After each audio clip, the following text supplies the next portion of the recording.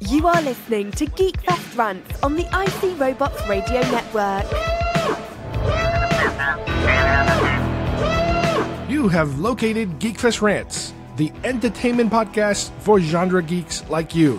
Shall we play a game? Covering the world of vintage and current film and television since 2010. Game over, man! Game over! Featuring in-depth conversations on sci-fi, horror, fantasy, comics, toys, and conventions. So say we all! So say we all! And now sit back, relax, and enjoy today's show.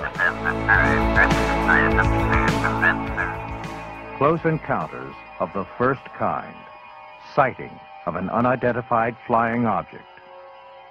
Close Encounters of the Second Kind. Physical evidence of a UFO. Close Encounters of the Third Kind. Actual contact. Columbia Pictures, in association with EMI, presents Close Encounters of the Third Kind.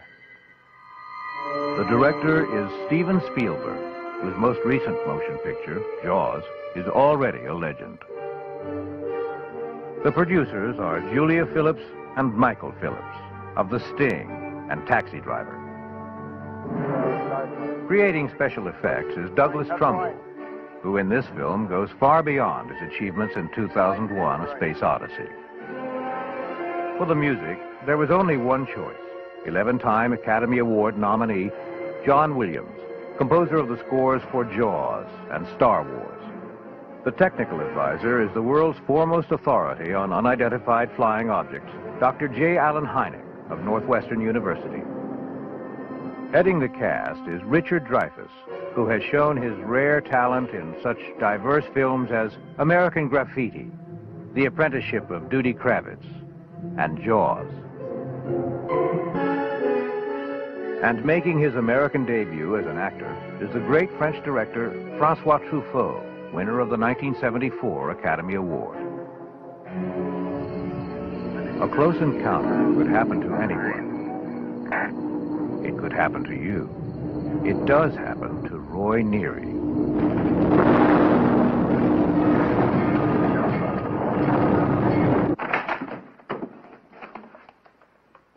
An average working man, Neary finds his life, his very world, changed. Who are you people? We have very little time, Mr. Neary. We need answers from you. They're honest, direct, and to the point. Who are you Avez-vous people? pas fait récemment une rencontre? Have you recently had a close encounter? I want to speak to someone in charge. Une rencontre plutôt inhabituelle? I want to lodge a complaint. A close encounter with something very unusual. What the hell is going on around here? Who the hell are you people? Close Encounters of the Third Kind. The experience of an ordinary man, shared by people from all over the world, irresistibly drawn by a compulsion they don't understand, to witness the most dramatic event in the history of the human race. And what you will see has never been seen before.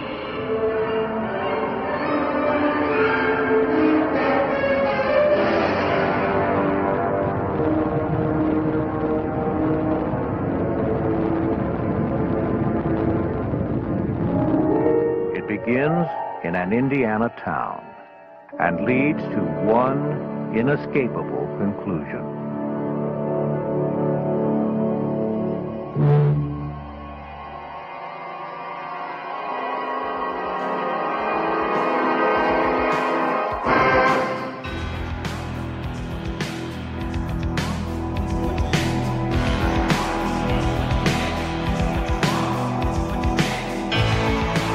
Hi everybody, and welcome once again to GeekFest Rants. My name is Carlos Perron, and today we are going to be geeking out over Close Encounters of the Third Kind.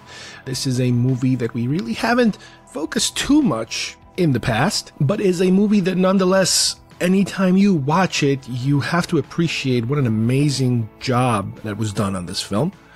Obviously because of the timing, and this is something that happened when the film was released. It had lived under the shadow of Star Wars for quite a bit of time, because earlier that year, that summer, Star Wars had come out. And then around Christmas time is when most people got to see Close Encounters. The film has recently had its 40th anniversary. Hard to believe that it's been that long, and just like Star Wars, 40th anniversary too. And the way we're going to approach this film is through books. We're going to talk about a comic book adaptation of the story that Marvel put out a while back. And we're going to talk about a couple of books, old and new, about the making of this film.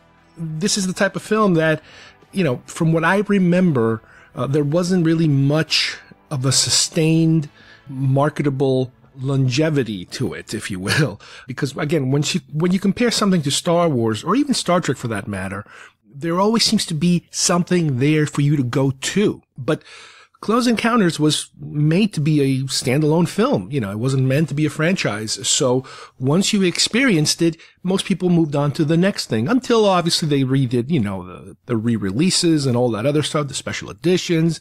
But luckily we have a couple of current books as well as an older book, to give us a very in-depth look at the making of the film. And we also have documentaries. Some of them are online on YouTube right now that could give you the background of how this film was put together and what a difficult, monumental task it was.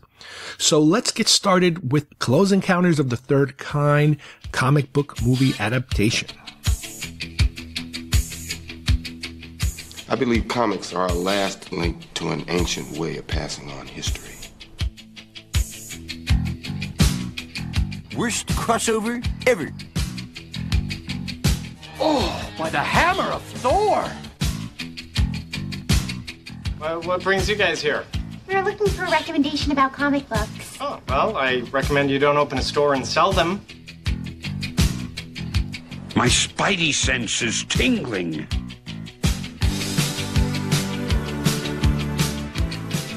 Okay, for our comic book segment, we have a version of Close Encounters of the Third Kind done by Marvel.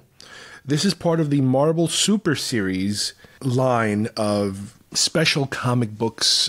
They're more like magazine-sized comic books. This is where I originally got my Empire Strikes Back comic book the first time, and my Raiders of the Lost Ark, and I think I even got a For Your Eyes Only version of that.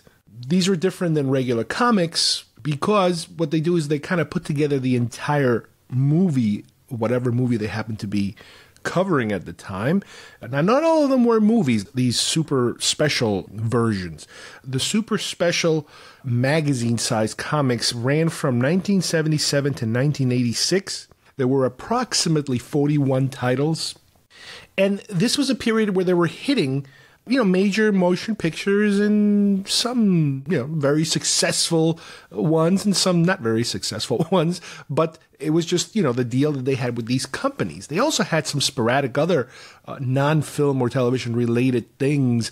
Like they had a couple of Kiss comics, which I'm not sure how that worked in terms of what does that have to do with, the general theme of it. But that's beside the point. The main thing is that Close Encounters was one of them. Now, some of the ones that you guys might be familiar with, or at least that we are going to hopefully in the future be covering, and we already covered some of them. Jaws 2, Battlestar Galactica, Meteor, that's the movie with Sean Connery. Star Trek The Motion Picture, The Empire Strikes Back, that's the one that we, are very familiar with. Xanadu, when you talk about not very successful films. Raiders of the Lost Ark, For Your Eyes Only, Dragon Slayer. This is like a who's who of the 80s, the late 70s, early 80s genre type of filmmaking in comic book form. Now, some of these you might have been able to buy in parts, especially The Empire Strikes Back. I didn't own it in parts originally. I just bought because I was never into comics, I never followed issue after issue after issue. And I remember with Empire, it was kind of weird how they kind of weaved them into the normal line, of the run. But I only noticed it when I saw the actual super special version, which was all in one, magazine, in one packet. I guess I didn't have the patience back then to be able to collect comic books, a little bit at a time. But again, that was out of my radar. These I noticed right away, and I gravitated to them, instantly when they started showing up. But then I kind of fell out of them again. But I had never seen this Close Encounters of the Third Kind one. Obviously, it came out in 1978, I imagine, which means it came out a year before even I got here. So that makes sense. Not until Empire, where, all my Star Wars radar was all over the place trying to find pieces of it anywhere that I could get. Well, this one, like I said, is part of this series. As far as I can tell, it was never released in parts, which is good because this way you can get it all in one shot. I always prefer doing that.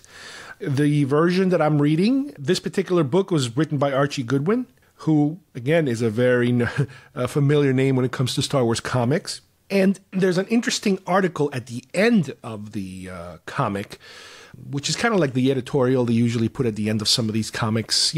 Sometimes they just let people know what's going on in the business and blah, blah, blah. But sometimes they specifically talk about what you just read. So that's kind of neat, when they give you a little background info. And here they talked about how, similar issue with other movie franchises or projects where you have little to no reference material. It is stated here that, yes, there were no photographic references. All they had was the shooting script and a promotional film, kind of like what you would call, I guess, a sizzle reel these days, like an EPK type of, coming soon film that would show them at least what some things would look like, some sets, some props, some sequences would look like. So that's kind of good. But one thing that the reel didn't show, and they specifically didn't want the artists to really theorize too much on, is the look of the aliens. They didn't want anybody to know what these aliens were going to look like because that's the, highlight of the film. This was no big secret in terms of the film was shrouded in secrecy. The security was very high. And so they had to kind of keep that level of not revealing too much, on this comic book. And just like in many other situations, they were not allowed to use the actors' likenesses, which, again, is something that hurts the book a little bit, I think. Now, from what I understand, after the artist and the writer got around to watching the film, they were able to go back in and make some corrections, but not too much. They still wanted to kind of keep it, some mystery to certain elements of this story because they wanted, obviously, people to go to the movie and watch it, in person. One of the cool things about this comic is that, well, first of all, the cover of the comic is a picture I've never seen before. It is obviously made specially for Marvel, so it's their artists, doing this particular rendition. What's somewhat ironic about the picture is that it depicts almost a dual drawing of the mothership, one of them being behind the mountain and one of them being in front of the mountain.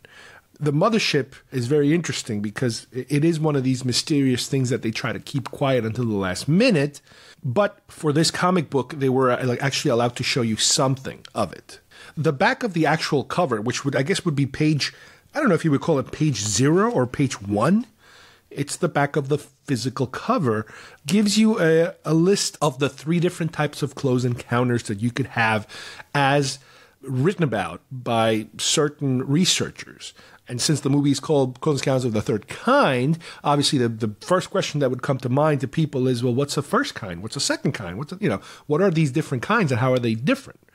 Well, they talk about Close Encounters of the First Kind, that's a sighting. Now, these definitions, I believe, or these titles were also part of a certain poster that they put out for the film. It might have been a teaser poster, I'm not entirely sure. But this isn't the first time, but it's nice to have it to go along because it's an actual cool little reminder of what you're talking about here, especially when you give it a title that involves these different stages or these different phases of something. So a first kind, closing out of the first kind is a visual sighting. So that would be somebody sees something in the distance, let's say, and they report it. It's a first kind of encounter. Then you have close encounters of the second kind, and that is an encounter with physical evidence. So let's say, for example, you see something, and that something leaves something behind, whether it's a scorch mark on the ground, or something is displaced, or something is damaged, or something like that. Some physical result remains of that encounter. Then you have Close Encounters of the Third Kind, which is what this movie is about. And that involves making contact. And that is what this movie is about, is that contact is actually made at the end of this film, which is what you end up with. The illustrators for this comic are Walter Simonson and Klaus Jensen. The look of the comic is what I would consider to be traditional Marvel comic book. I've talked about this a couple of times in the past, in which how comic books these days look so much more realistic, to me at least, than they did in the past. This comic still has a little bit, it's almost like you can see the transition. Those late 70s, early 80s, you're transitioning from one style to another. It still has the colors, and it still has, the backgrounds almost of traditional comic books, but they are starting to look a little more realistic. The faces are looking a little more realistic. Not necessarily actor realistic, but humanly more realistic.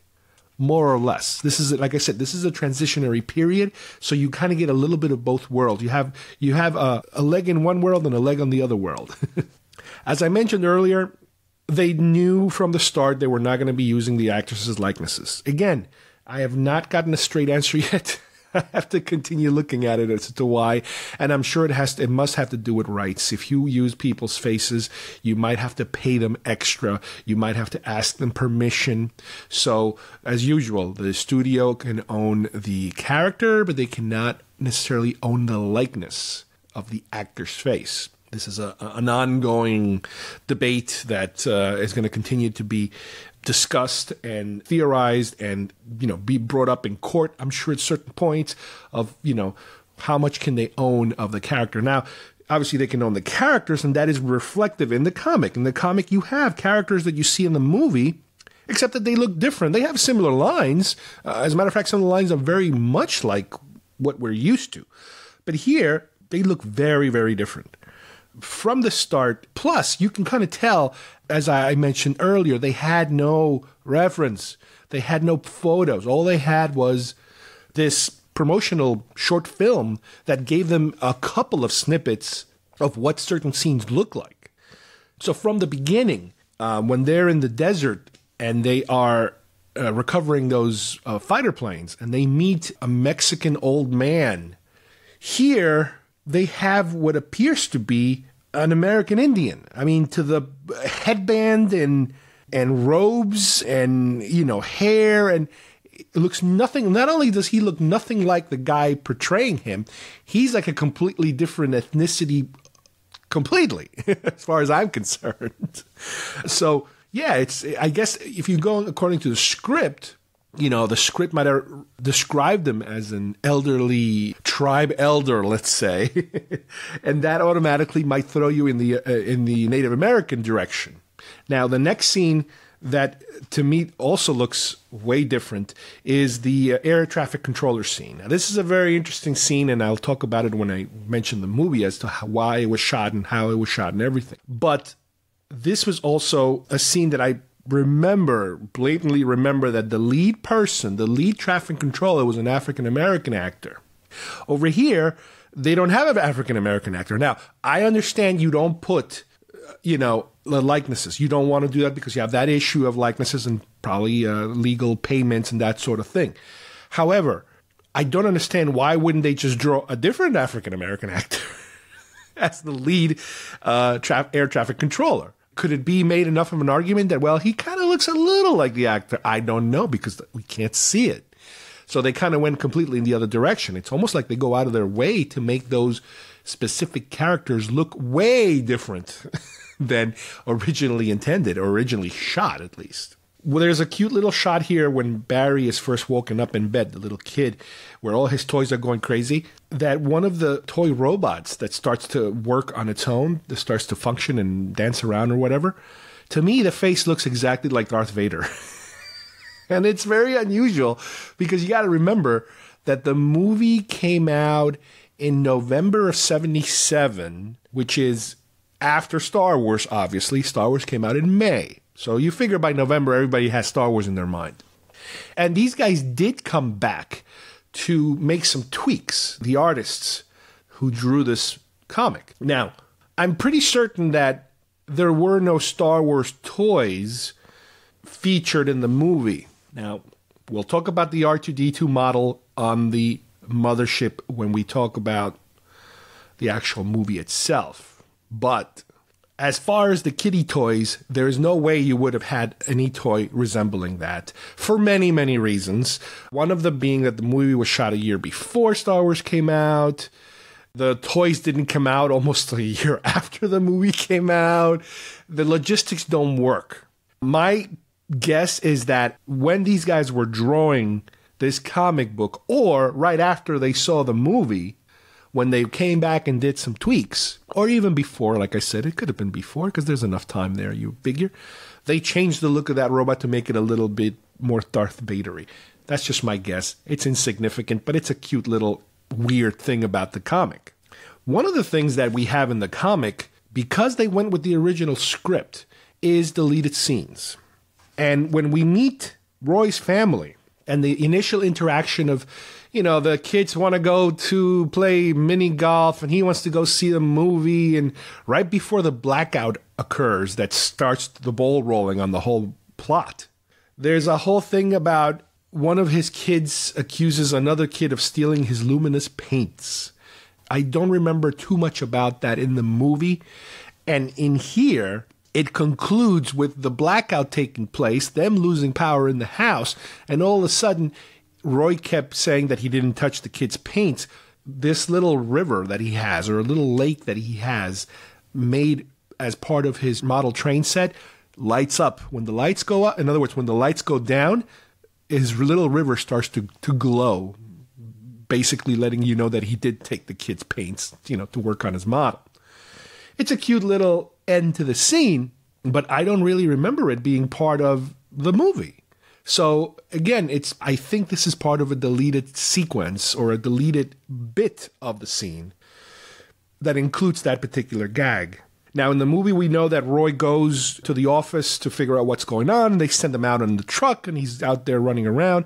Well, while he's out there running around, he does, in the script, meet up with a couple of other technicians on the road. And they talk about how there seems to be a chunk of the power lines are missing. They're completely gone. They're not there. Like somebody took them, which kind of you're okay, that's interesting. It's part of the whole mystery.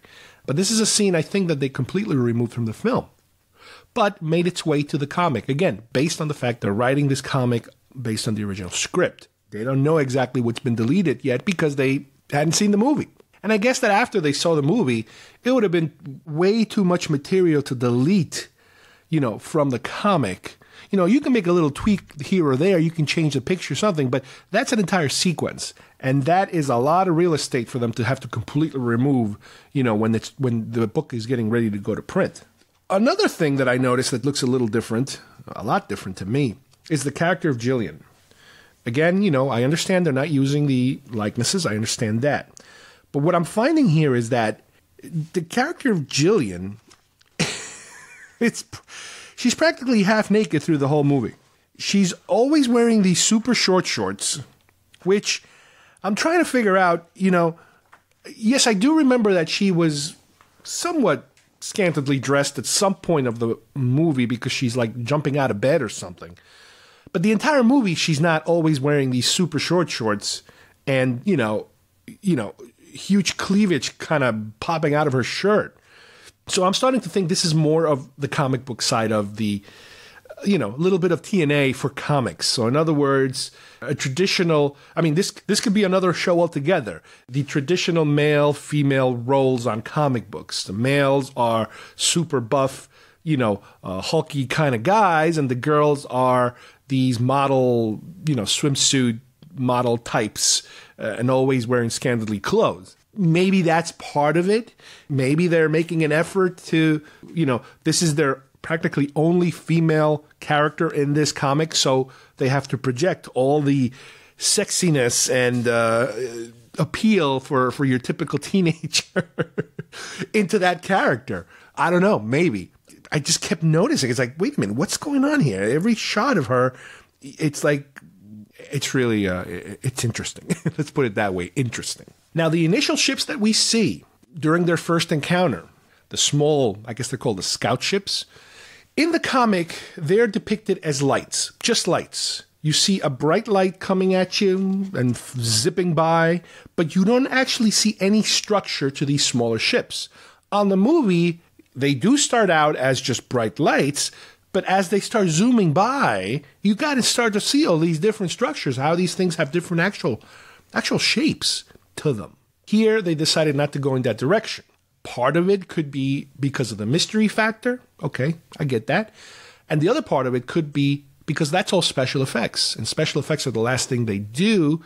So there's a good chance that that promotional film that they had was only acting and not actual effects. Because a lot of times, they try to show something to get people a little bit excited, or whether it's an internal promotional film for advertisers or for merchandisers or for studio executives or for whatever. They're not ready to show them something big, so they give them a little treat, that sort of thing.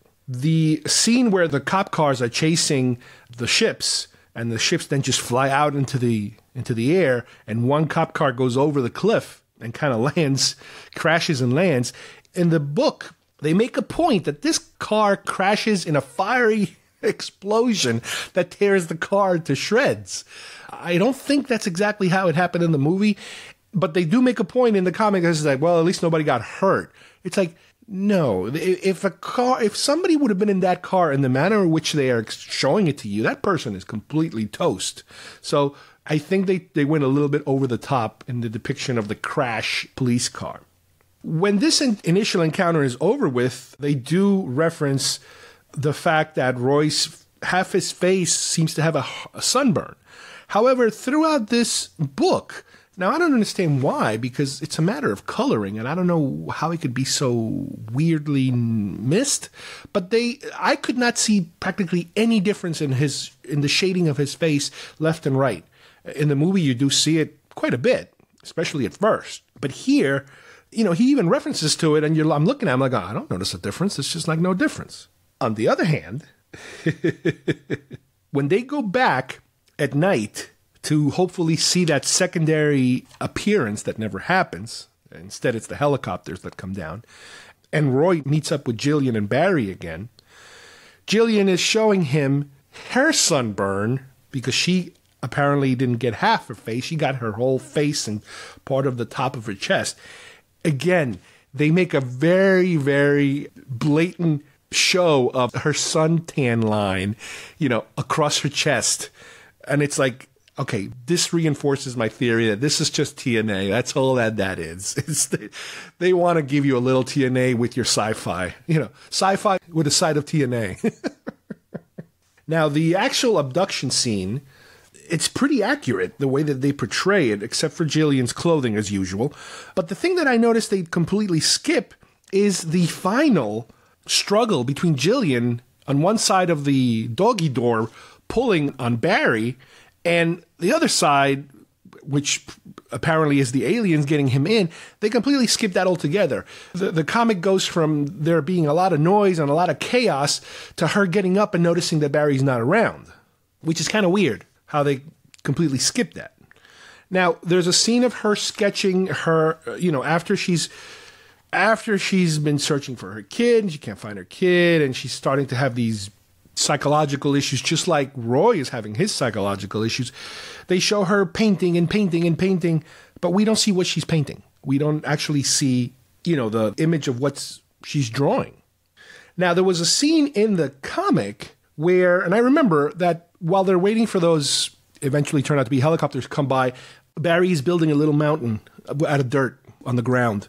And then Roy comes in to kind of start helping him, add a little to it and this and that. And she kind of starts to add before everything starts happening. In this comic, during that scene, to me, it's implied that he kind of takes off a chunk, or she takes off a chunk of that mountain to make it a little more squarish on the top. And that kind of triggers a little bell in their head. Go, ooh, this looks interesting. I don't remember that happening until way later in the movie, when Roy is kind of losing his marbles and building all that crap in his house. And he then promises everybody, okay, I'm going to stop this. This is over. I'm going to put it away. So I think he's there with one of his kids. And he's like, I'm going to take this model and throw it out or whatever. So he grabs it and he's trying to pry it off the table. And in the process of prying it off the table, he breaks the top of the mountain to reveal a flat top. And that is what kind of drives him back into into Crazy Town, because all of a sudden the connection is even bigger now, visually, at least for him. The actual encounter at the end of the movie is, again, pretty accurate in terms of how things go. Once again, the smaller ships, you have no detail. But the mothership, they were able to do a 2-page layout of at least what the top of it looks like. And that is something that is pretty good in terms of all the structures and all the pipes and all the, I guess, buildings, on top of them. I was very surprised that was not kept a mystery. They were able to show you what that looks like. Pretty accurately. One thing in the comic also that's different is that the entire prepping of the astronauts, if you want to call them, specifically Roy, as in the movie, Roy joins the rest of them. They dress him in those red outfits and get him ready to go in. But in the comic, he doesn't even really bother to get mixed in with them at all as far as getting him prepped. He just walks in, and the little aliens grab him and bring him in right away. He's not part of that astronaut line, and he gets picked, that sort of thing. As an astronaut, he's picked without having to change his clothes. Again, I guess that's a way of shortening the story for, comic book purposes. They really go out of their way in the comic to not show at least the alien faces. You do see the kind of silhouettes of the bodies of the aliens, that sort of thing. And you really don't see too much detail on that secondary alien that smiles and waves and does this whole thing with Truffaut at the end, the hand signals. They try not to give you too much of that. There's a little bit of it. But as promised in the beginning, as I said, they did go way out of their way not to show you because that was the mandate that they had from the studio. I think overall this is a very good depiction of the movie, given its limitations. And it is a very good companion piece to have because, as I remember, once again, the merchandising wasn't that crazy for this film. There were a couple of items here or there. There's a box game. I talked about it before. Toys. I'm sure there was a lot of paper products, that sort of thing. Books and folders and a magazine, a book in here or there. And we are going to, talk about some of these books during this episode. But massive merchandising, not a lot. I've seen like a bendy figure of the alien, which looks really kind of bad. But, this being the third in a line of pretty cool Marvel super special, issues, this is a great entry, I think, and a great example of what a tie-in comic book, to an actual movie should look like. The one I picked up was at eBay. Again, wasn't too expensive. Not a lot of people are interested in this. Maybe it costs $4. There's tons out there. You can find them pretty easily. But as usual, it's really fun to pick out the differences between, the film and the comic book version. Klaatu, Murata, You must burn the books, Montag. The books have nothing to say. When I was your age, television was called books. You, Mr. Bemis, are a reader. A reader? A reader. A reader of books, magazines, periodicals, newspapers. All right, for today's book review, we are going to focus on a couple of similarly themed books about the making of Close Encounters of the Third Kind. The first one is Close Encounters of the Third Kind, The Ultimate Visual History, written by Michael Klastorin. And the second book that not only did I read this book for additional information, but even the visual history book has a lot of this information also included. Some of these stories are based on that book too. The secondary book is Close Encounters of the Third Kind Diary. This one's written by Bob Balaban, who is also one of the actors in Close Encounters of the Third Kind. He plays Lachlan. And we also have Close Encounters of the Third Kind Production Design Scrapbook. This was put out by Joe Alves, who is the production designer of the film, and Dennis Prince. The first book, obviously, it's called An Ultimate Visual History, and it's good because it gives you an overall arching, how the film was conceived, pre-production, production, post-production, and even afterwards, what happened with the film after it was released. The Close Encounter Diaries was a very small paperback, originally priced for $1.95. I think I picked it up on eBay maybe for $3 or $4. There's still many copies around, and like I said, this is in the form of a diary that the actor, Bob Balaban, kept while shooting the film, and then later turned it into a small, paperback book, which is really cool. And Close Encounters of the Third Kind Production Design Scrapbook by Joe Alves and Dennis Prince. This is a book that might be a little hard to find. It was a 40th anniversary publication. I believe it's like a self-publishing type of company that he used, so you're not going to see this at Amazon or at the stores. The only way you can probably get this is through his Facebook page that leads you to his personal page, and it is full of not only a lot of the stories that I read in the other books, but a lot of pictures that I've never seen before. A lot of them are probably his own personal photos of behind the scenes and the scouting of all these locations, and a lot of the artwork, the conceptual art and the storyboards, which are fantastic. The guy they used was really, really good. Like I said, if you're interested, you got to go to his Facebook page. Now, when I bought this book, it's a little pricey because it is a self-publisher, I believe, and it's a softcover book. So when I bought it, according to what I was reading on the website, he only had a few left because they were running out of their stock. I don't know if they're going to reprint them. And when I actually clicked on it, it said one left. So it is conceivable that I might have the last one. Who knows? Who cares? If you're into this, give it a try. What's cool about it is that not only do you get the book, but you also get a book plate with the autograph of Joe Alves and the writer of the book, Dennis Prince. So let's talk a little bit about Close Encounters in terms of how this film was made and, all the different things that led to it being filmed. We have to, first of all, keep in mind, this is obviously Steven Spielberg's probably second major film. His first studio film was Sugarland Express, which wasn't exactly a blockbuster. Not until Jaws had come out that all of a sudden he became Mr. Blockbuster. This was the second film he was working on, and then followed obviously by Close Encounters of the Third Kind. At the time, while he was working on the story itself, and he had already, figured out a couple of producers who were going to help him try to pitch this movie, he had already had a pretty good reputation.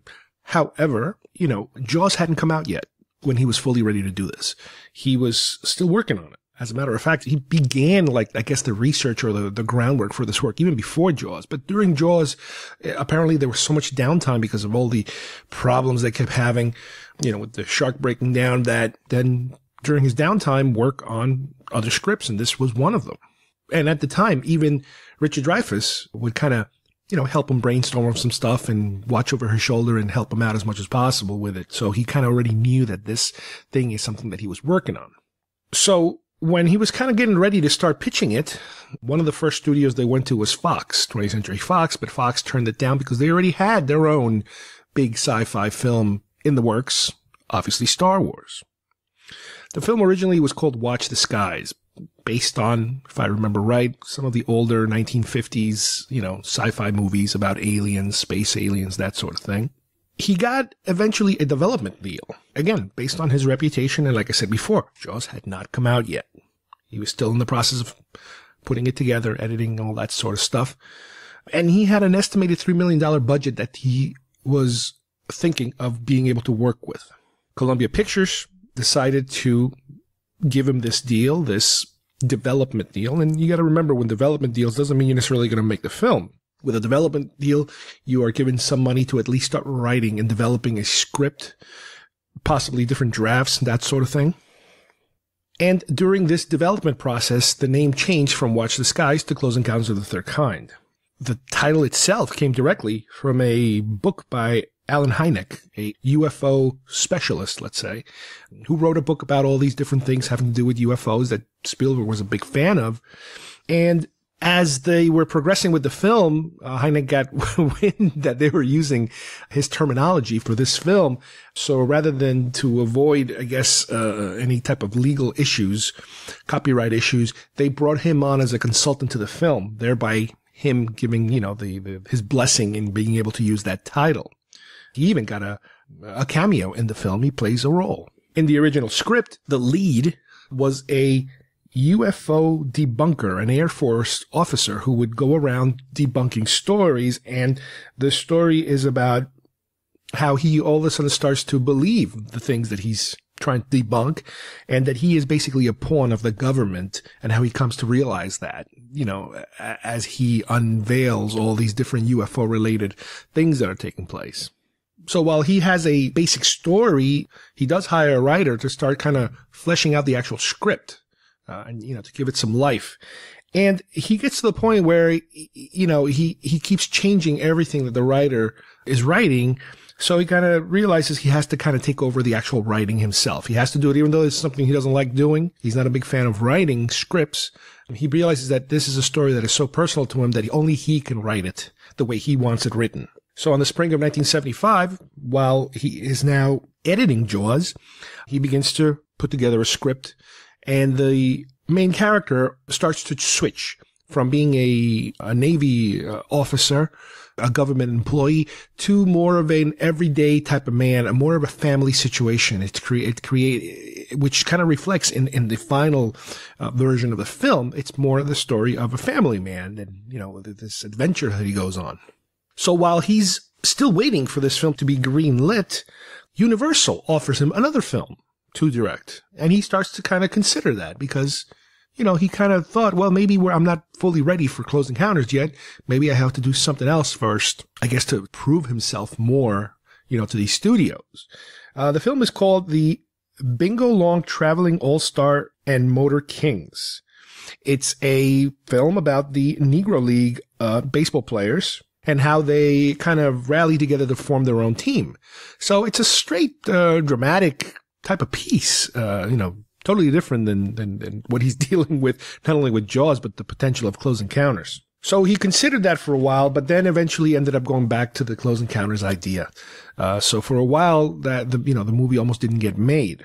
So now Jaws comes out, and all of a sudden this movie starts to kind of explode in terms of how successful it is.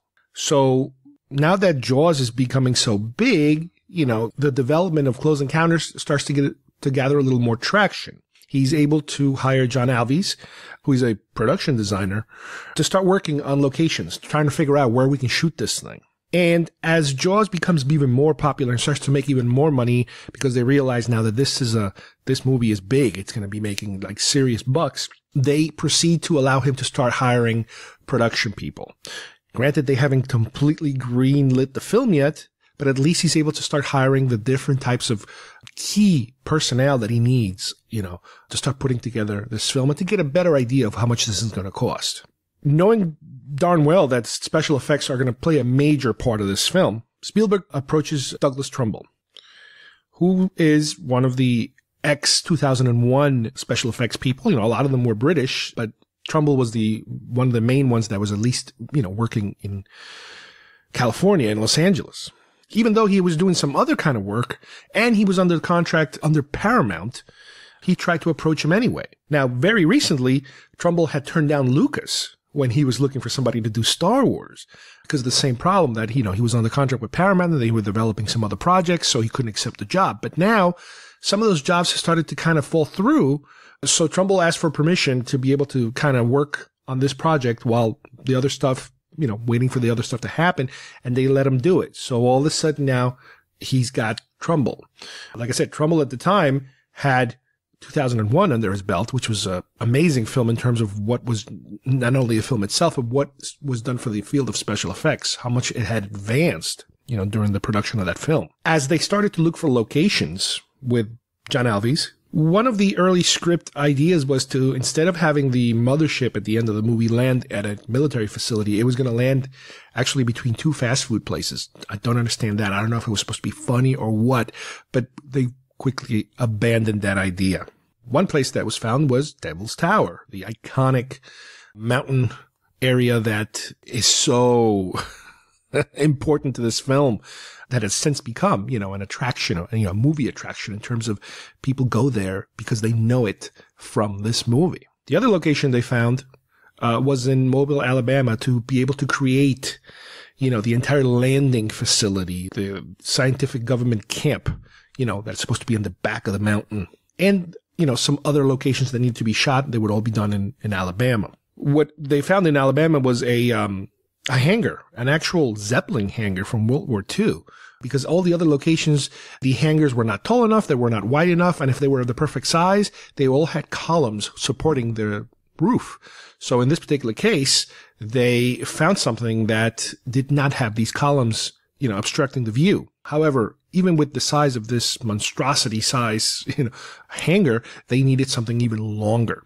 And what they ended up doing, John Alves, was opening the front doors and extending the, let's say, runway portion of the set. So it's kind of like the infinity part of the set, out of the hangar into the open air by constructing a whole bunch of like scaffolding type of enclosure and covering it with like a black tarp on the inside, so it would always be night inside.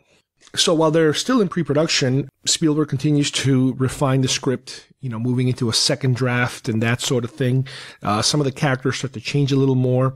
Lancôme, the head scientist, now is turned into a Frenchman because Spielberg felt that he wanted to give the entire film more of an international flavor to it, not just being like an American adventure story, but more like a world, uniting to, follow these discoveries.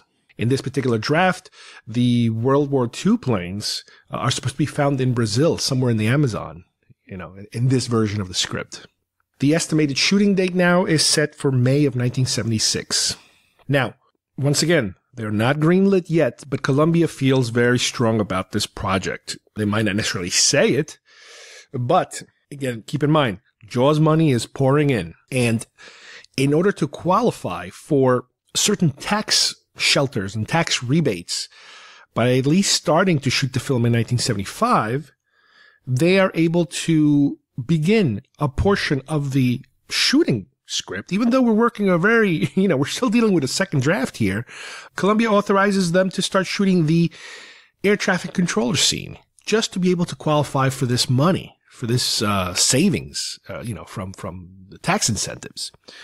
So before the year is over, before 1975 is over, at the end of the year, they shoot that entire sequence.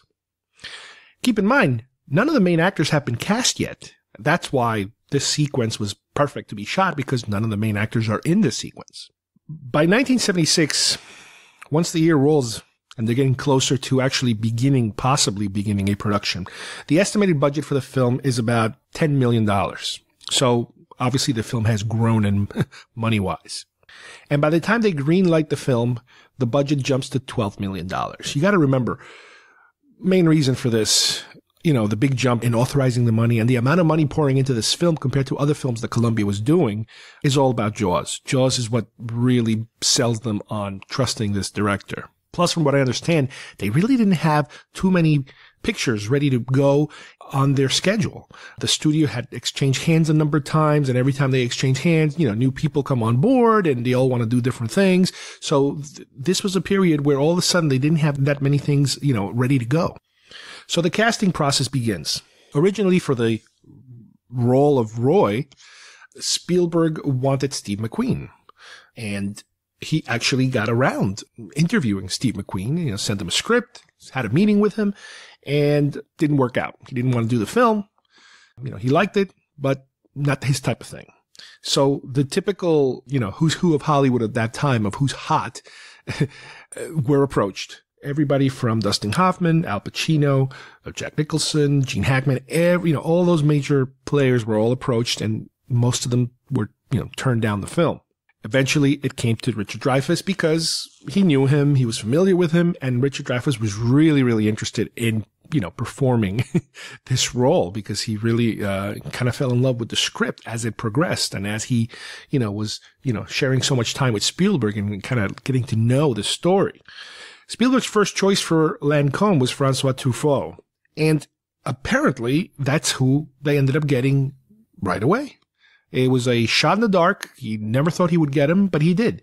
The famous French director, who had also done some acting too, was interested in doing the film because, he liked Spielberg's, directing, I guess, from Jaws, I imagine would probably be the best thing to remember. But it is mentioned in the books that he was looking to learn what it was like to be an actor for future works that he was going to be doing, whether it was behind the scenes type of stuff in terms of maybe shooting a film that has to do with that, or even writing books about acting, because he was also a pretty big writer.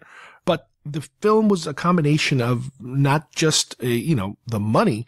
He was actually researching. He was doing some research on actors, what it's like to be an actor. The role of Lachlan, which is the translator for Truffaut's character, for Lancôme, went to Bob Balaban, who I mentioned earlier is the other gentleman who wrote the secondary book that I mentioned.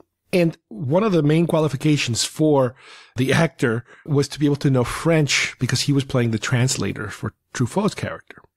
And in some of the interviews I've seen, and even the books, it's mentioned that he only knew French from high school. And by the time that this film was put together, he had forgotten a lot of it, but he could kind of recite a few things there. So he kind of wormed his way into the movie and not necessarily knew the language that well, but figured out, what needed to be said when and all that stuff. So it kind of worked out for him. This diary that he put together, it is just so funny. And these stories are so typical of like a behind the scenes type of thing that I strongly recommend it for anybody who's into this kind of, not only the Close Encounters history, but just acting in general, the type of things that take place behind the scenes. It's just so funny. As they're going through all the production process, putting the film together, Spielberg, admits so many times that he was just, starstruck, with Truffaut being there. And it was intimidating at times because it's kind of like, one of your idols is working for you as an actor.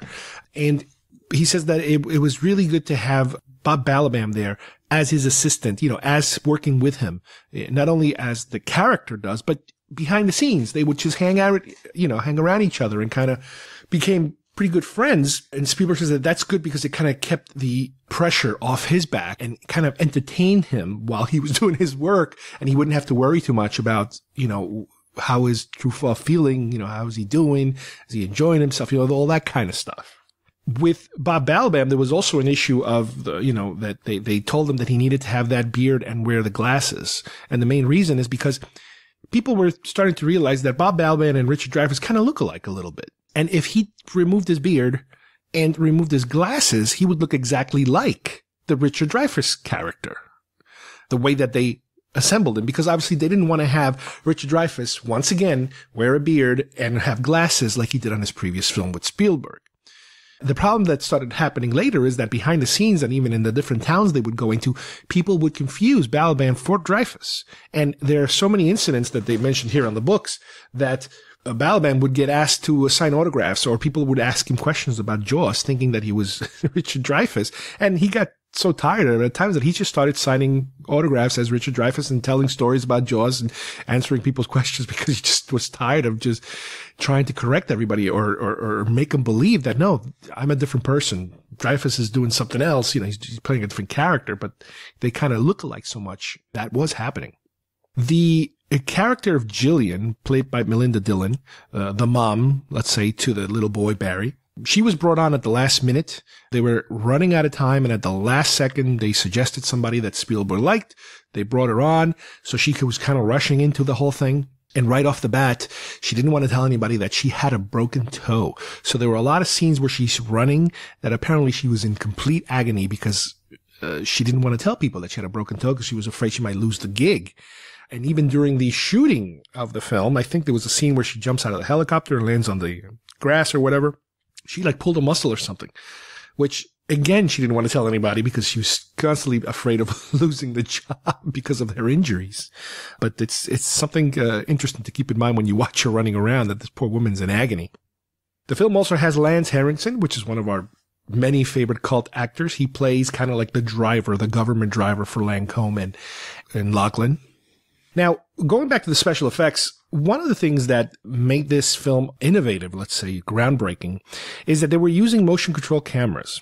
Now, motion control at that time in history is something that also Star Wars was doing for the first time. The difference is that, and again, keep in mind that the theory behind motion control is being able to shoot a scene of some elements, let's say, while you're moving the camera, and then you shoot something else while you're moving the camera. With Star Wars, it was something that they were able to do, especially with special effects like spaceships and backgrounds or planets and that sort of thing. Kind of like elements that are already manufactured, let's say. In this film, they were doing something similar, but they were adding a layer of live action into the motion control movements. So that is something, again, that was pretty innovative. And it was part of the Trumbull thing, because he had been doing a lot of work on theme park rides and all kinds of other, not just movie-related technology, filming technology and, reality-looking type of stuff technology. And for Star Wars, Douglas Trumbull's father, Don, had also helped them put together their rig for their, spaceship motion control equipment. So these guys were doing something slightly different, but it was kind of all in the same family of special effects. The famous 5-note musical cue that they communicate with the aliens, that's something that John Williams, the composer of the score, had to put together ahead of time. Not only that, but also the actual communication, the conversation that they have during the film between the music, with the synthesizers and the ships, that had to be worked out ahead of time because it is part of the story. So they needed to have it ready, for when they started shooting all that later, in the filming process. At one point before the actual beginning of production in 76, Spielberg kept tweaking the script and adding more scenes to it. And that is something that at one point Columbia got a little upset about, and they went into a meeting about it. And it got to the point where the producer and Spielberg, they were ready to quit the film if they did not allow him to add these scenes. And, because normally that's the type of thing that they're not allowed to do. But, again, he had some pull. He had jaws behind him, so that allowed him to be able to do those sort of things. But at the same time, they made it very clear that for these type of things to happen, he was going to have to deliver, Jaws type of, blockbustery effect, money-wise, which is a lot of pressure to have on a director when they're told that this movie better be a phenomenal hit or else, you're going to get it. By May of 1976, principal photography begins for the film. And like I mentioned earlier, as soon as Melinda Dillon started working, she hurt her other foot. She hurt herself right away. There were some deleted scenes, obviously, throughout the film that were shot because of the earlier drafts of the film and even the earlier edits of the film. There was an entire sequence taking place at a Holiday Inn with Lancome and Lachlan. These are scenes where Lachlan tells Lancome that the final destination for where the ship is going to arrive, they have figured that out. In the sequence, Lachlan wakes up Lancome in a hotel room. And in the manner that he's woken up, you can tell that he fell asleep studying, learned to speak English tapes, which, ironically, for those scenes, they used those tapes, the real tapes that Truffaut was using, they used them as part of that scene. In the sequence, Truffaut comes out of his hotel room and looks at the sky, for the first time in the film. And again, this is a deleted scene, so it never got made it to the final thing. But this would have been the first time that you actually get to see somebody looking at the sky, which is kind of like the original title, Watch the Skies. There's a deleted scene of Roy after he's sent out, to figure out what's going on with the blackout, where he meets up with other technicians, on the road. And they explain to him that there's lines, there's a couple of miles of power lines that are completely missing. And apparently, they're gone. It looks like they've been removed, from the poles. And that's something they, again, they got rid of that little exchange early on in the editing process. There's a scene where Roy goes to the police station to file a report about what he saw. And while there, he kind of witnesses the other cops, not filing any reports. So he kind of leaves without filing a report. He gets discouraged, that he doesn't want to really tell his story. There are scenes where he gets lost, which you kind of seen a little bit of that during the film. And he asks people for directions and people are asking him if they can turn the lights back on. So it's kind of like a hectic kind of scene that gets removed too. There's a scene of like a neighborhood party where Ronnie is kind of like keeping an eye on Roy. Ronnie is his wife, played by Terry Garr, and she's kind of like making excuses for his weird behavior. And he has a similar moment during this backyard party, similar to the mashed potato moment, but instead it's with Jell-O. So I guess they probably removed it because it's kind of repetitive. It's the same type of thing where he's seeing images in food. There's a scene where he is in the bathtub crying and his wife finds him there and he's completely, broken down emotionally. And that is a scene that they removed from the first cut, but later on in other cuts of the film that I'll talk about later, it was re-added back into the film. It's a very emotionally strong scene. Originally, there were these scenes where Lancome and Lachlan meet at an airport for the first time, and Lancome gives him a test of translating, and he has him read this kind of slightly pornographic book description, and he has to kind of translate it for him. And the reason they're there at the airport is because they're going to interview a passenger plane or a commercial plane or something like that had just seen a UFO. It's possible maybe it had to do with the beginning of the film, with the air traffic controller scene. I don't know, but that entire sequence was completely removed at some point, and they created a new opening scene for these two to meet. They had a lot of problems with Truffaut because of the language barrier, and it got to the point sometimes where he would write cue cards everywhere. He would put them on the wall. He would put them even on other actors' chest. They would kind of like glue them onto the chest to kind of so he can read lines while staring at that actor. But yeah, it's all kinds of tricks to get him to be able to pronounce things right. There was a lot of that sort of thing. There was an incident around the 4th of July where there were all kinds of celebrations because of the Independence Day, the centennial that was happening. And in Alabama, where they were shooting, there was the local KKK were marching, and Dreyfuss got very upset about it. And he went on air, during an interview and expressed his disdain for them. And he started to get death threats. So at a certain point, they had to hire bodyguards to keep Dreyfuss protected, protect them in case somebody tried to hurt him, because there were actual death threats against him. And at one point, we find out through these books that one of the bodyguards that was hired, was actually Dreyfuss asked him a question, and the guy was a KKK member himself, so they had to get rid of him.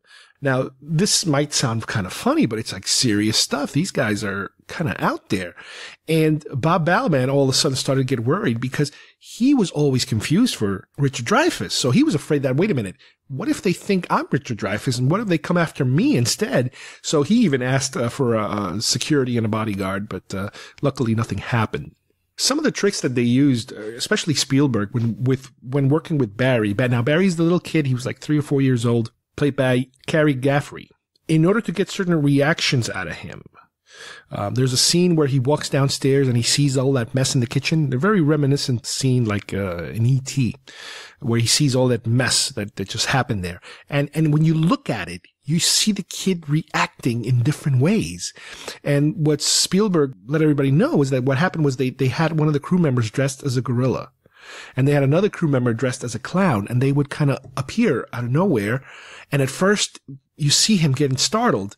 And then when he kind of saw that he was starting to maybe get really frightened about the gorilla mask, let's say, Spielberg tells the crew member to take off his mask. So he takes off his mask and he sees that it's his friend, one of the crew members. So the kid starts to smile a little bit. And then he sees the other one there, which is the clown, I think, and he starts to smile some more. So it's all these little tricks that he did. He purposely tried to do everything in one take so he can get an honest, unscripted reaction out of the boy, which worked perfectly. The scene where he's being abducted and you see him go through the door and he's being pulled out of the other side, you figure this poor kid must be traumatic, such a scary scene. But what we learn is that on the other side of the door, his TV mom is pulling him back in the house. His real mom was on the other side, pulling him forward. So that kind of explains why obviously this, it wasn't as scary as it looks to us. To us, it looks completely frightening. Now, a lot of the rigging they had to do in the film in order to get the lighting right, because remember, no special effects are done yet, but all these spaceships that they're going to be interacting with, they provide light. They shine light down on these actors. So they had to create all types of hanging rigs for lights that would move and produce shadows and lights, color lights, over the actors, especially on the scene where where they have that close encounter at the hill, that curved road. That was all done through rigs. Again, nobody has seen any UFOs in terms of they don't know what they're going to look like yet. They're hoping to be able to match all this movement being done by lights later on with the actual special effects. During the landing sequence at the end, when they're playing the music with the keyboard to communicate, the actor that they used was the actual person representing the company that they were using for the keyboard, for the actual synthesizer. He was a technician, and he got friendly, I guess, with Spielberg, and Spielberg said, hey, you want to be in the movie? You can be the operator. So he ended up staying way longer than expected. His name was Phil Dodds, and shot a lot of the film at the end, of him reacting to what was happening and actually, using the keyboard, playing it. Sometimes, they were matching notes, but it's his fingers, it's his face, it's the real guy. The color designations for the billboard, the giant billboard that reacts to the music, that the lights change, that was designed by John Alves, also the production designer. There was a whole sequence during the landing part of the film that was designed originally. Obviously, everything was designed, with concept drawings and that sort of thing. But this particular sequence is called the cuboids sequence. And what it is that not only are the ships, dancing or doing whatever they're doing and communicating with sounds, at a certain point, all these little cubes about, I think they were saying they're like 4 or 5 inches square, like a lot of them, would come down from the ships and in a sequential order, would start traveling, flying through the landing field and interacting with people. And they're very shiny and very geometrical, and how they would be spaced out from each other. And at a certain point, they interact with people. They mentioned something about them being able to sense when a camera was filming them.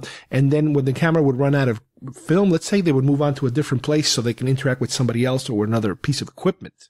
With some of the other actors, they're supposed to be able to maybe touch them and that sort of thing, interact with them. With Roy, Dreyfuss's character, at one point, the cuboids, they turned into like dust, like a golden dust, and that dust starts to swirl around, and part of it goes into Roy's hands and up his veins, and then it kind of disappears. So it's kind of like interacting with the characters too.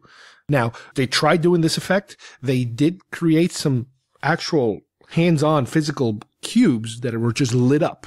And the plan was to use the lit up ones just for the lighting emission portion of it, and then people could actually see them. And then later on in special effects, they would superimpose the more, spacey, alienish cube on top. A similar situation where you have lights interacting with a model, let's say, but they couldn't get it to work. It was very difficult to control them. There are some deleted scenes, very quick shots I've seen on some of the documentaries where you see these cubes on wires just flying through the scene, but they never got as far as to actually fulfill these special effects because they figured they were losing too much time. It was going to be too expensive.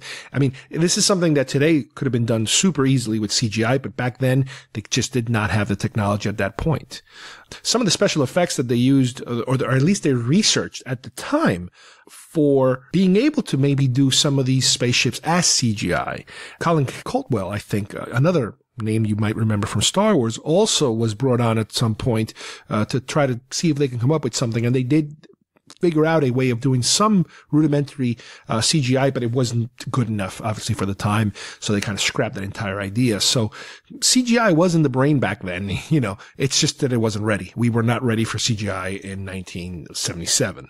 The actual ETs, and it's very important to realize that the term ETs in some of these books, especially the Bob Balbin one, which is the oldest of the books, they do almost always refer to the little space aliens as ETs, which is interesting because later on, a couple years later, the movie ET would come out and it's all about ET. The ETs went through different variations of how they could create them. Obviously, they needed something small. And it would have to wear a costume because that's the only way you can get that kind of gray, big head looking thing. And in one of the Spielberg interviews on the documentary that I watched, he does talk about that at first they did try using an orangutan. And the orangutan was fitted with a costume. They put a mask on him. And they also put roller skates because originally they wanted the ETs to move very fast around everybody.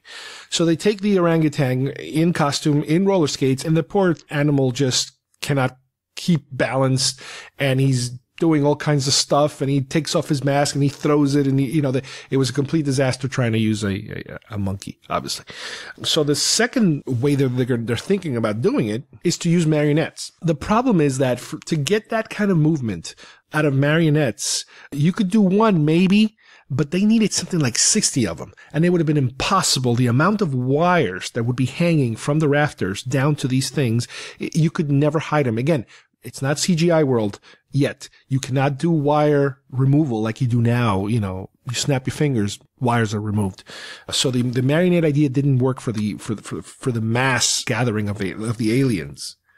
Later in the film, they actually did use one marionette when they showed different aliens.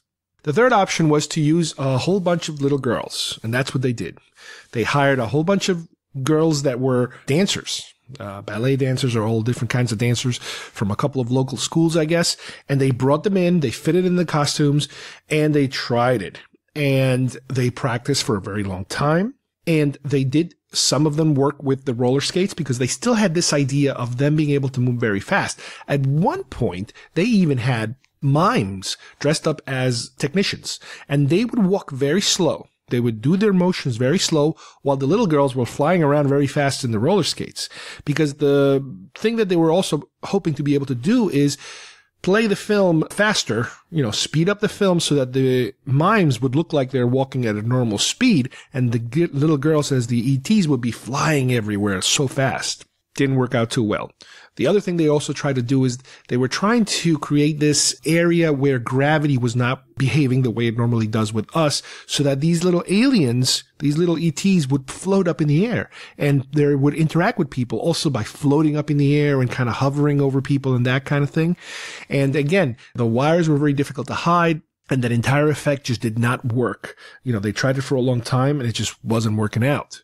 They had shots, they did film some shots of even the little aliens, the big, like I said, the little girls with the big heads, even touching, all the different actors as they're gathering and that sort of thing. But even Lancome, there are some pictures of him being kind of touched by the aliens. But again, those shots, they were rearranged and removed, and there was never anything like that, in the final cut of the film.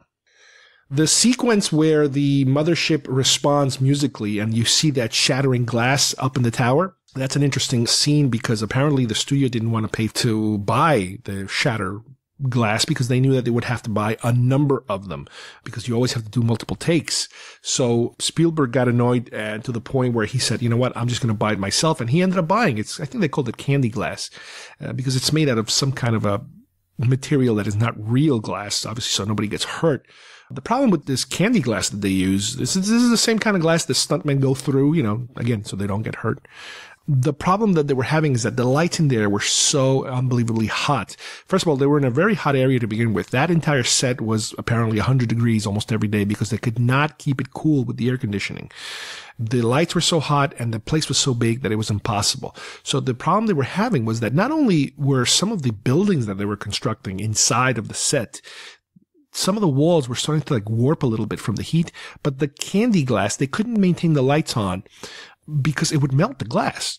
So they would keep the lights off until they're ready to shoot. So like I said before, Spielberg ended up out of his own pocket paying for, I think, something like 10 grand worth of glass, which I think it was like 3 panes of glass. And they were able to shoot it, and detonate the glass and break it exactly on time. And when they were ready to roll camera, that's when they would turn on the lights because that amount of time was just enough so that the glass wouldn't start melting on them. The scene where you see the returnees coming off the mothership in a haze, well, when you have all those pilots, you do also have, there is an Amelia Earhart character coming off the ship. It's not recognized, but that's what that person was supposed to be. There's also a shot of a little dog coming off. And it's funny because they did mention in the book that the dog, everybody would slide, so they had to wear these special pads on their shoes so they wouldn't slide down the ramp. The dog obviously couldn't wear pads, so the dog would just slide. The dog slid down on his belly and just continue running, and that was Spielberg's dog. Apparently it's a dog he had back then. That I think he even had it, they said, during Jaws. The dog would come on the boat with him. So he gave his own dog a cameo. In those scenes that I was mentioning before about the gravity being changed and the ETs floating up and down, the gravity apparently would also affect some of the other technicians. And they did apparently have a shot of a technician in a wheelchair who all of a sudden starts to elevate and float off the wheelchair because of the gravity change. On another deleted scene, having to do with the pilgrims. Now, the pilgrims are the astronauts, if you will, the humans that are all dressed in red, that are ready to go on the ship as planned, I guess. And they did shoot them entering the ship, just like Richard Dreyfuss's character, Roy, does. But later, they deleted those scenes because they wanted to keep it just Roy is the only one that goes in the ship because he is the one that was special. He was the one that was contacted. These other people have nothing to do with it, so they kind of don't invite them in, sort of, in terms of the rationale for then deleting that scene. When Roy does go into the ship, they also, when they were playing around with this gravitational field effect, they did also shoot him going up the ramp, and then you actually see him levitate in the air because they did wire him up to again, be affected by this, zero gravity area that he's entering. He's kind of floating up in the air. Again, they got rid of that whole sequence because if it didn't work for one, they had to remove it for all. Going back to reactions that Carrie, the little boy, the character of Barry, had at the end when they're leaving and he starts to cry because he's saying goodbye to his friends. What Spielberg said to him, this is the scene where, you have to say goodbye to your friends. And apparently what happened to the little boy was that he thought that he was being told he was never going to see his friends again, meaning his real friends back from where he lives. So he got all emotional and started crying. And then the actress that played his mom started crying too because she got emotional because of him. Again, they got this fantastic reaction by accident almost because he kind of, he gave an honest reaction thinking he wasn't going to see his friends. When in reality, it meant that the aliens, the little ETs were his friends. But it's a cute little story having to do with, acting with kids. Some of the special effects, again, that they did very effectively was a lot of those cloud effects, if you remember, where all of a sudden the cloud formations start to hide what's happening behind them and the UFOs are hiding behind the clouds. Well, the actual clouds were done not necessarily for the first time, but very effectively this time by having this water tank with a combination of salt water and fresh water. And when they introduced a little bit of paint into it, you get all these weird patterns forming, and they kind of stayed hovering in a certain section of the tank because of the salt water being in the bottom and the non-salt water being on top. So they kind of behaves like a cloud. You can have that cloud looking image. So they did a lot of stuff like that in order to get it, just right. And it worked fantastic. There was also a very conscious decision to use 70mm film, especially for the special effects. And the way that it was explained is this. When you watch a film, especially older films, non-digital films, the older technology, you do notice sometimes, and I've noticed this, that right before a special effects takes place, the image gets grainy. Sometimes before a wipe or a dissolve or something like that, or a big special effect is coming, the picture gets grainy. And that's because once you create a special effect, you are doing multi-layers. You are doing sometimes multiple passes on one film. And every time you make a pass, you degrade that film. The film becomes second generation, third generation, fourth generation. It becomes less clean every time you do it. And that's how sometimes you notice that. Oh, an effect is coming because everything just got grainy for some bizarre reason. And now the effect happens. Well, in order to compensate for this, what they were doing is they were shooting obviously all the effects on 70mm, which is going to give you a very nice, very good image. However, because you're going to go so many times, in terms of exposing this to multi-layers, it will start to degrade a little bit. So you try to use the best film possible. This way the degradation is minimized as much as possible. And then what they did was the rest of it was shot on 35mm, and then they blew it up to 65mm/70mm, it's almost the same. On purpose. This way, the quality loss by enhancing that 35mm print would match the quality that you were having with the special effects because of the fact that there's so many layers that they're working with, and hopefully compensating at the same time by using 70mm. These two different film grades being able to match each other as much as possible so we as the audience don't notice, oh my God, there's an effects coming because everything just changed. No, it pretty much matched perfectly how they did it. And I guess it's the trick that they knew for a while that that's how you do it. When you're dealing with too many layers, use better film, like 70mm. And then for the regular shots, you take the 35 and you purposely, run it a second time or expose it a second time or something like that. They blow it up. By blowing it up, it creates a little more grain and it matches what you have on your special effects. If you guys understand that, that's wonderful because it's very difficult to explain. Also, they used a lot of front projection effects, not so much rear projections, but front projections, a lot of miniatures, a lot of mats, and a lot of all those interacting at the same time. All those things being shot as multiple layers or combined layers. You might have a miniature set with a front projection in front of it and maybe even some live action. So you're dealing with a lot of layers. Obviously, the more you can do at the same time, the more you save on quality. Because if you start to layer everything, every little thing gets layered, you might end up with a 3, 4, 5, 6 layer cake of film. You are going to lose quality. So the more you are able to shoot it, through the camera with all these effects happening at the same time, the better it's going to look when you're done. By February of 1977, after production had wrapped up pretty much, a while, principal photography, they were finally able to go to India to shoot the India scenes of all the big crowds reacting to the sounds. During this trip to India, Spielberg was apparently inspired by watching these kind of city and oil refinery landscape for him to have an idea of what the mothership should look like. Originally, they were going to make it look like a black void, a completely black void that you couldn't see when you look up in the sky. But later, he realized he wanted something a little more flashy. So, on one hand, he's got this oil refinery city-looking thing, and he wants to use that for the top of the ship. For the bottom of the ship, he wants to use the void-looking part, but he wants to add lights to the void. And he kind of used, from what I understand, the San Fernando Valley look with all the lights, the street lights and the city lights. That would be what the bottom of the ship would look like. And that's how he came up with, what this thing is going to look like. At this point, even though he already has a concept designer, George Jensen, who did the majority, I would say maybe 99% or 95% of all the concept designs and the storyboards and, all the stuff this man has done. He then brings in Ralph McQuarrie to help him a little bit with that mothership. And I'm sure he didn't pull McQuarrie's name out of the air by this time.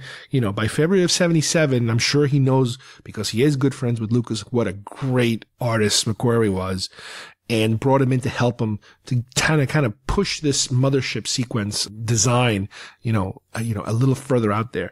So McQuarrie takes all this information, the Royal Refinery and the San Fernando Valley looking lights, and he comes up with the mothership design that we kind of get at the end of the movie. He did a couple of different versions, but you're there. By the time you see this thing, this design, you are there. You have that ship ready to go. During the building of the mothership, a lot of people are involved. At some point, they even bring in some Star Wars guys because they're finishing with Star Wars, at least the special effects part. Some of these guys are done, so they're coming in to help. And one guy in particular, his name is Dave Jones. He comes in to help to build the ship, and he adds apparently an R2-D2 from Star Wars into the ship, and you can see it. I've seen it enough times now where the ship hovers over the mountain, over the shoulder of Julian as she's watching over the, watching down from the mountain, and you actually do see the silhouette of the R2-D2 guy upside down on the edge of the ship, which is really, really cool. Apparently, they also added a TIE fighter at some point in some place. I haven't seen it yet, but I've heard it's there. I don't know. We'll find out one day. Dennis Muren, again, another giant of Star Wars special effects, came in to help to shoot. He was there to help shoot all the miniature photography of the ship, of the mothership as it turns and banks and all the other stuff. He was there to help with that.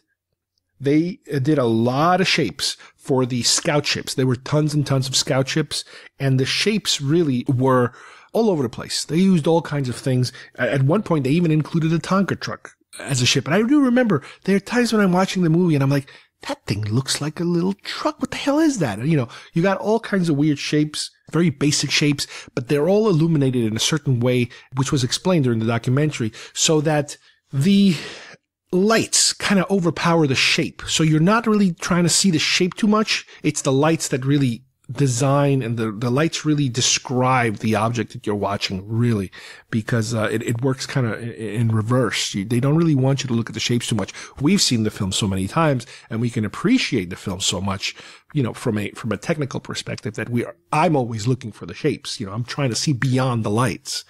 During the initial concept design of these scouts, again, going back to this fast food thing that I don't know why Spielberg is obsessed with fast food. He wanted to use these like McDonald's arches that would kind of cross and form almost like an M-shaped ship as a scout. There was another one that was kind of like the Chevron logo, these bent lines. And there was another one like the gas station with the bit 76 with a circle around it.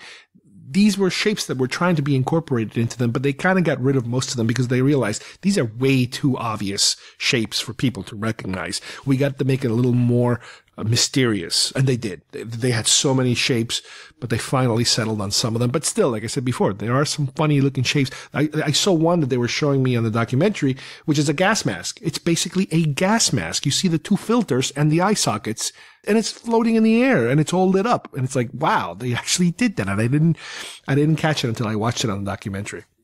When they were done shooting most of this stuff, and they had to come back to do some fixes, let's say, Carlo Rambaldi was brought in. Now, he is a special effects makeup. I don't know if you want to call him makeup. He constructed a lot of animatronics, let's say. I do remember his name primarily from E.T. I know he did a lot of work on E.T., but here they brought him in to come up with a couple of more alien races.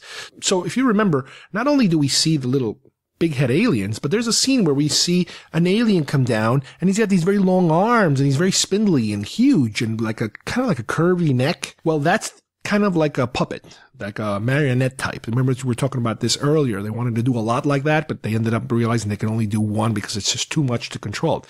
So Rambaldi then came up with another alien design, which is the one that at the end of the movie interacts with Lancome in terms of doing the hand symbols and the face gestures and all that stuff. And that one was incredible. It was all operated, with pulleys and wires from far away.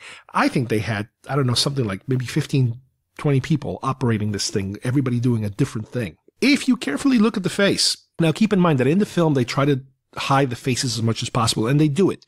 Because if you look too much, especially at the big-headed ones, you can kind of see that they're like little puppets. So they kind of edited it in a way and shot it in a way where they're overly exposed. They're exposed. There's a lot of lights from behind, so you kind of see silhouettes. Every now and then you do see an eye.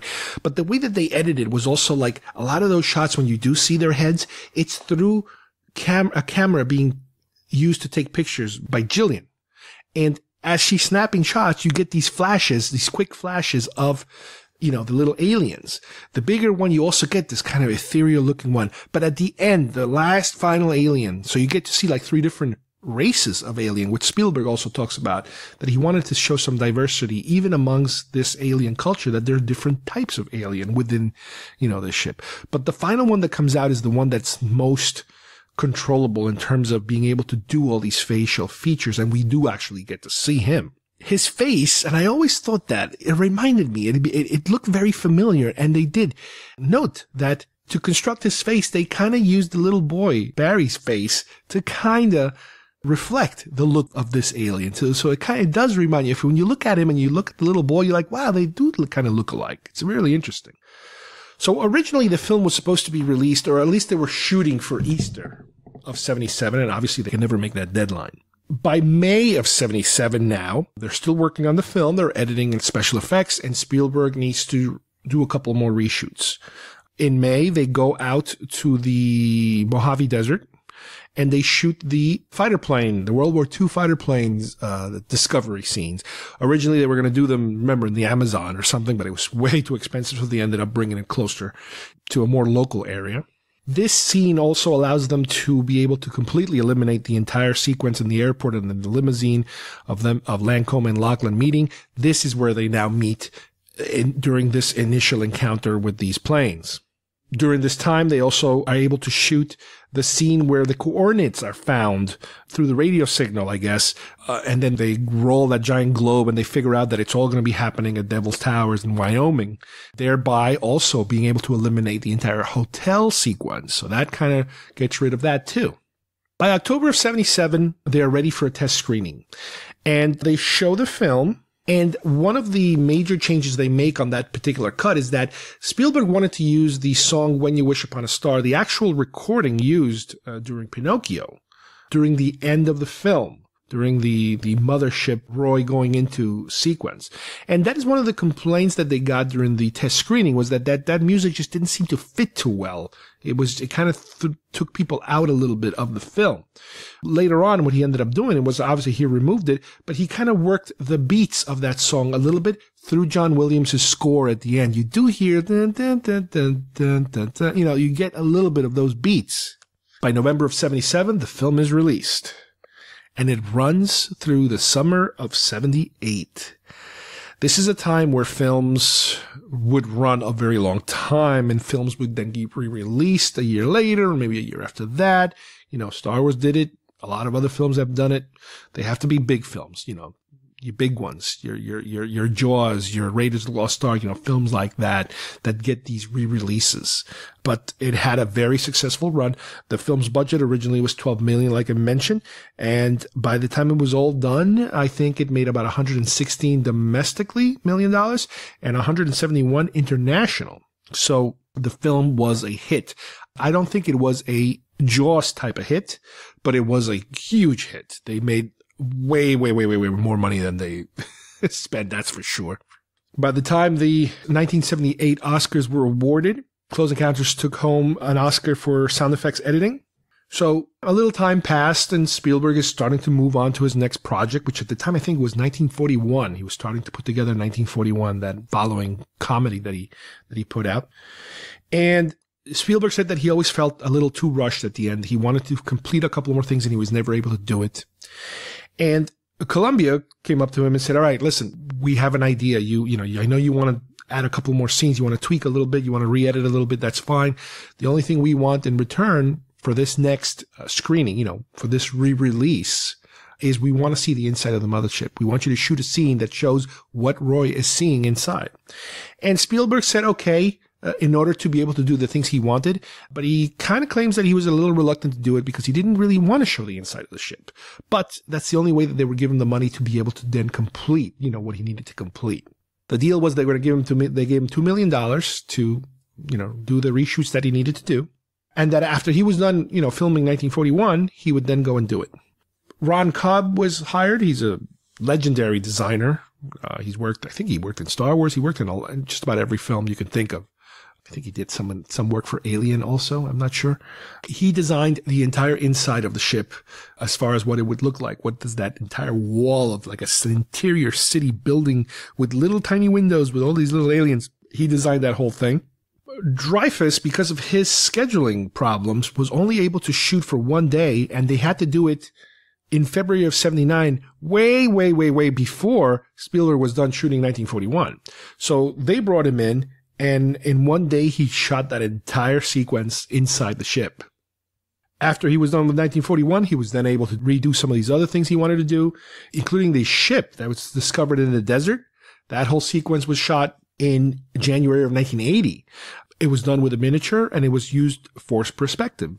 So basically what they did is they have a camera with a miniature ship in front of you, and then way in the distance you have people running around in a helicopter and some people in horses or whatever. And they're far enough to look as if they are little tiny people approaching this huge, monolithic ship when the ship is actually a miniature. So it's a great effect they did, and it was done very simple just by using, again, forced perspective. Spielberg then re-edited the film a little bit. He reinserted the shower scene that I mentioned earlier of Dreyfuss having his breakdown in the shower.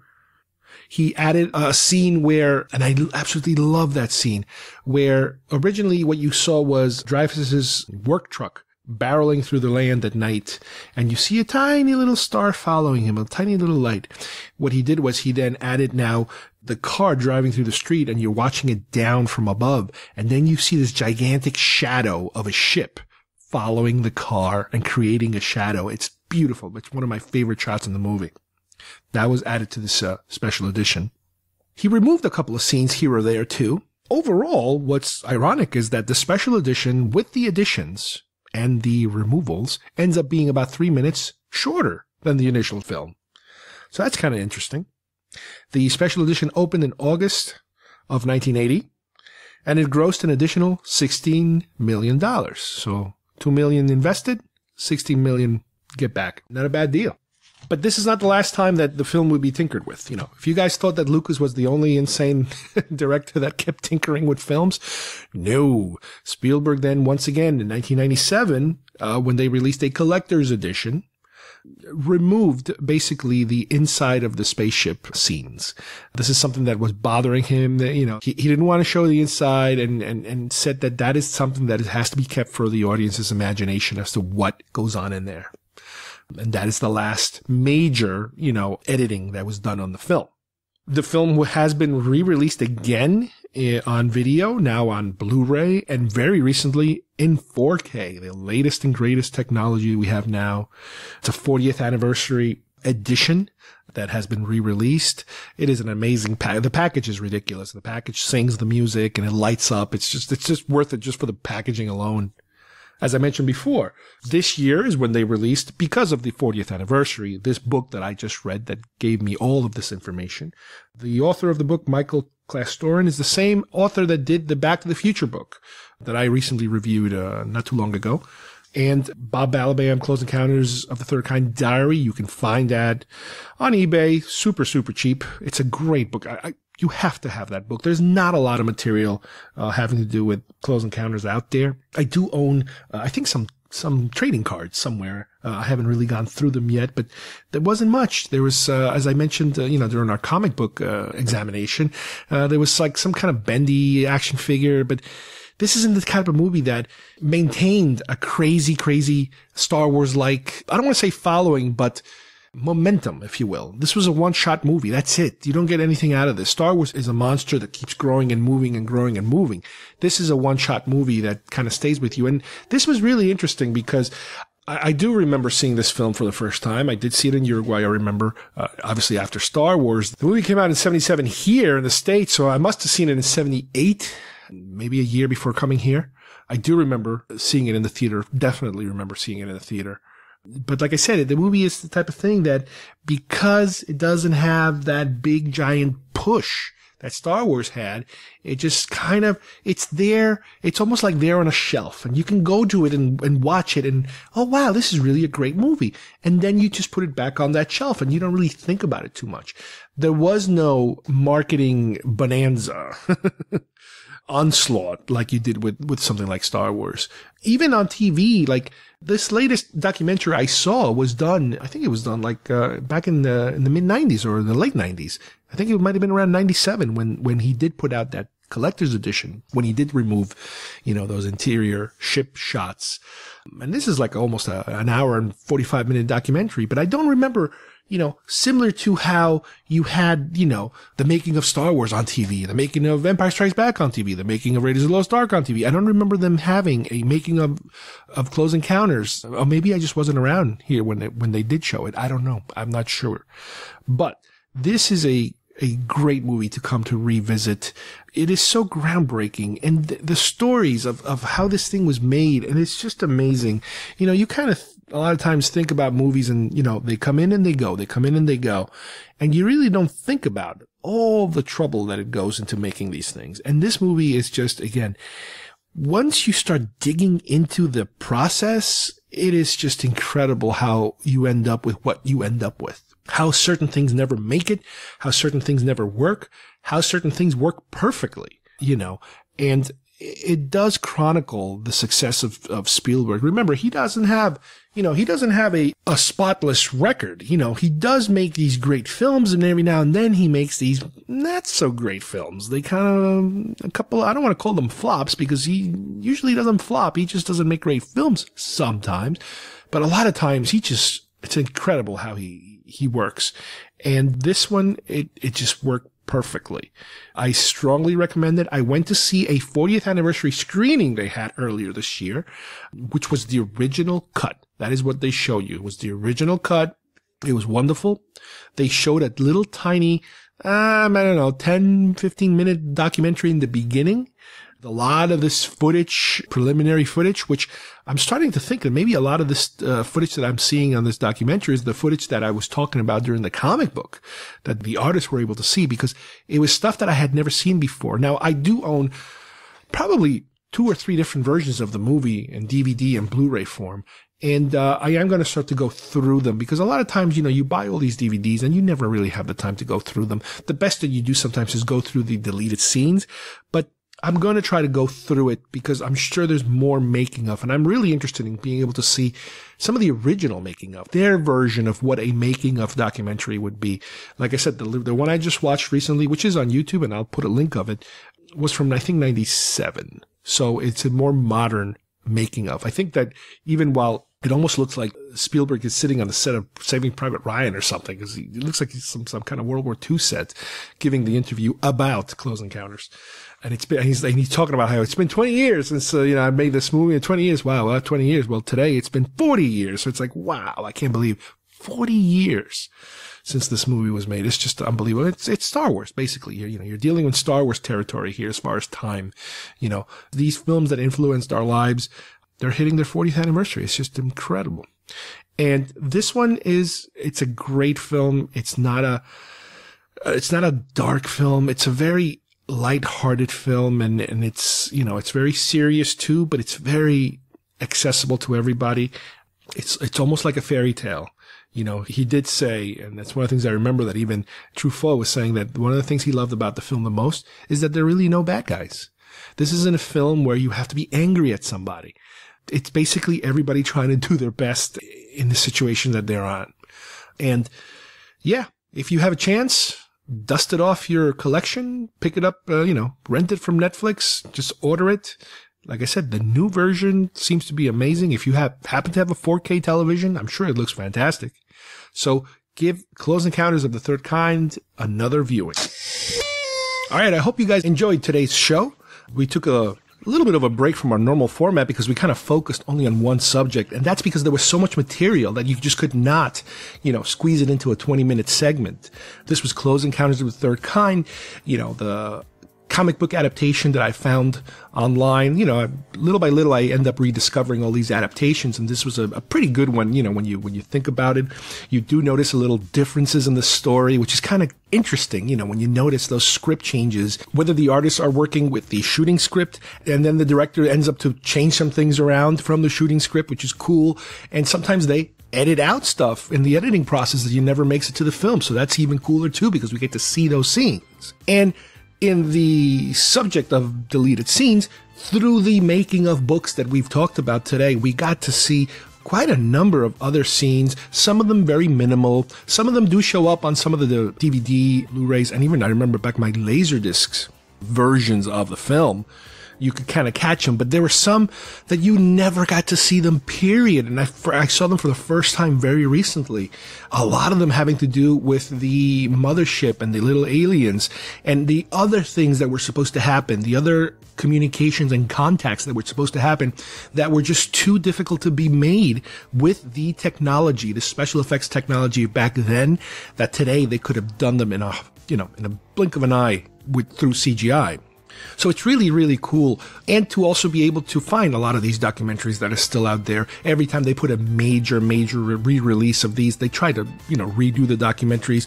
The one that I watched, you'll see a link at the bottom of our page here, is a pretty lengthy, I think it's like an hour and a half or an hour and 40 minutes.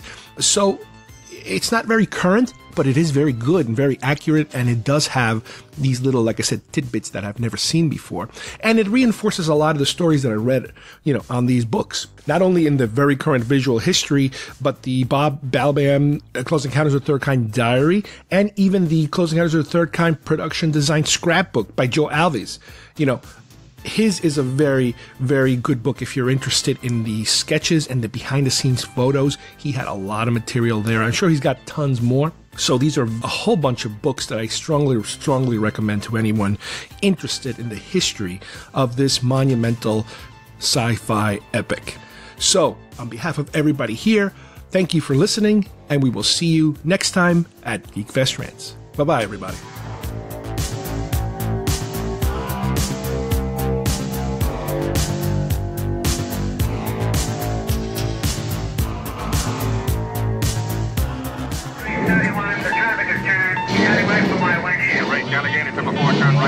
Get on over to the 45th Recon Wing. See what the hell they could be testing up there now.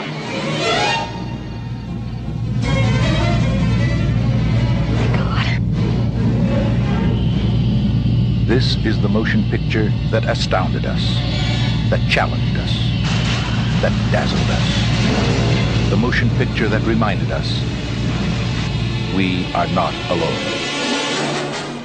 This is the road that took us to the outer limits of a brilliant filmmaker's imagination. The road over 100 million people have taken and will want to take again. The road millions of others will take for the first time. But now the road will take us all even farther. Coming this summer to theaters everywhere, a special edition of Close Encounters of the Third Kind. Director Steven Spielberg has filmed additional scenes designed to expand the total experience of the original motion picture. Now Richard Dreyfuss as Roy Neary will share with audiences all over the world the experience of being inside.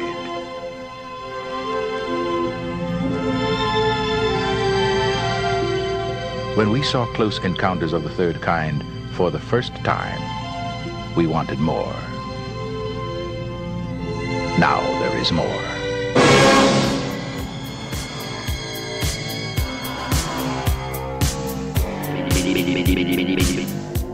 If you would like to subscribe to our show, send us messages, or see video links to some of the topics we talked about today, please visit our homepage at geekfestrants.com or our YouTube channel, Facebook page, or iTunes at GeekFest Rants. I don't know what we're yelling about! GeekFest Rants is produced by Carlos Perón, copyright 2017.